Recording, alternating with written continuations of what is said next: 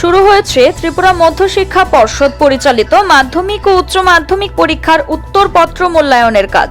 বুধবার থেকে রাজধানীর 6টি স্কুলে উত্তরপত্র মূল্যায়নের কাজ শুরু হয়। কামিনী কুমার স্কুল, বোজ্জং গার্লস, বিজয় কুমার বালিকা বিদ্যালয় ও বাণী বিদ্যাপীঠে মাধ্যমিকের উত্তরপত্র মূল্যায়ন করা হচ্ছে।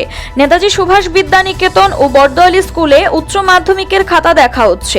অনেক শিক্ষক নির্বাচনের কাজে যুক্ত থাকায় আগামী 28 এপ্রিল থেকে উত্তরপত্র মূল্যায়নের কাজে অংশ নেবেন তারা। প্রসঙ্গত, এই বছর নির্বাচনের কারণে পর্ষদের খাতা দেখার কাজ কিছুটা দেরিতে শুরু হয়েছে।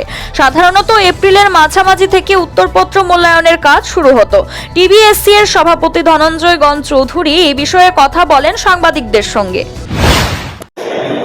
আজকে মাধ্যমিকের উচ্চ মাধ্যমিকের খাতা দেখা শুরু হয়ে গেছে। আগরতলায় আমাদের মাধ্যমিকের খাতা দেখা হচ্ছে 6টা সেন্টার, 6টা স্কুলে। এই কামিনী কুমার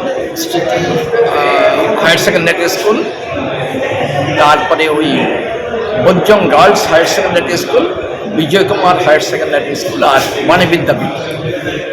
আর দ্বাদশের খাতা দেখা হচ্ছে, একটা হচ্ছে নেতাজি স্কুল আর একটা বর্দোয়ালি স্কুল। এই দুটো স্কুল আমাদের এক্ষুনি সবাই সম্মানিত যারা এক্সামিনার আছেন, তারপরে স্ক্রুটিনিয়ার আছেন, হেড এক্সামিনার, সবাই এখনও আসেননি, অনেকে এসে গেছেন।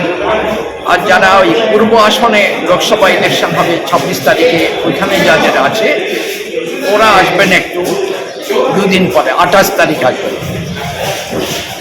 এক্ষুনি আমাদের কাজ শুরু হয়ে গেছে মোটামুটি সব সেন্টারে।